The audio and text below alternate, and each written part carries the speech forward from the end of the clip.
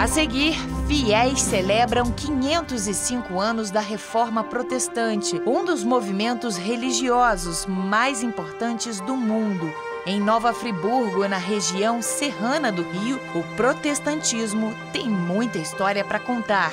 A primeira igreja luterana da América Latina foi fundada na cidade.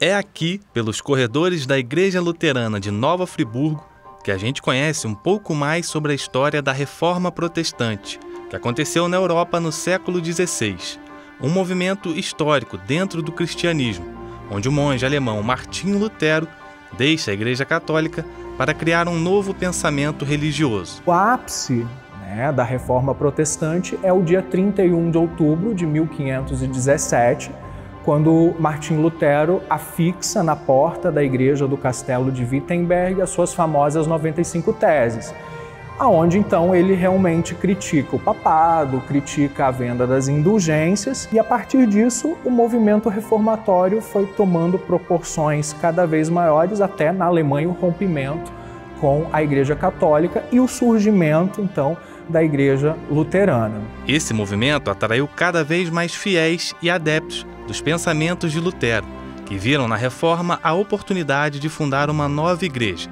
Assim nascia o protestantismo.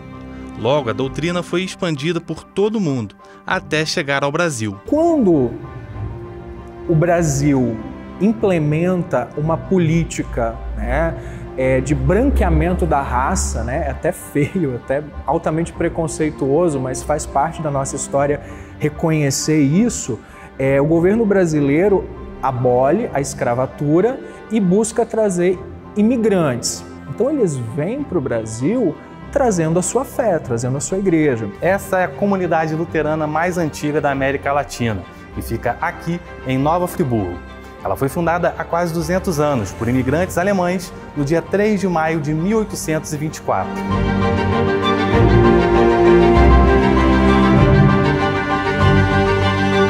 Ao longo desses 200 anos, o movimento protestante ganhou força no país, o que levou ao surgimento de diversas denominações evangélicas pelo Brasil.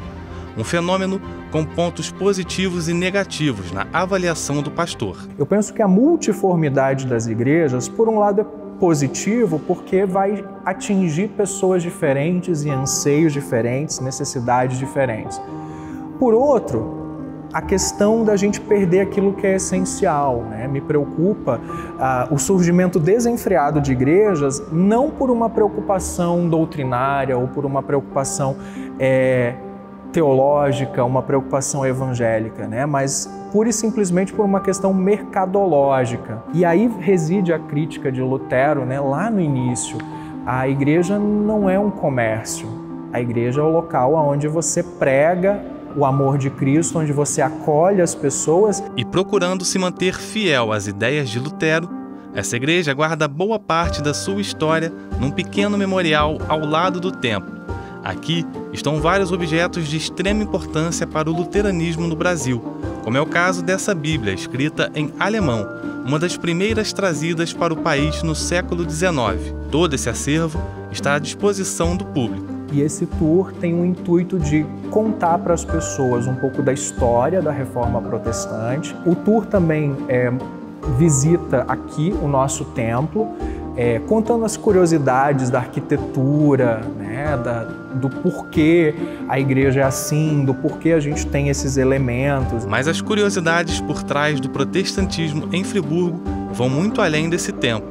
A alguns metros do local fica o cemitério evangélico luterano Jardim da Paz, e a história desse lugar passa diretamente pela chegada dos alemães na cidade. Ao pastor Sauerbrunn foi negado a sepultar o filho dele no cemitério da vila de Nova Friburgo, uma vez que dentro daquele momento, o ser luterano era quase como que considerado pagão, porque afinal só o catolicismo era a igreja reconhecida.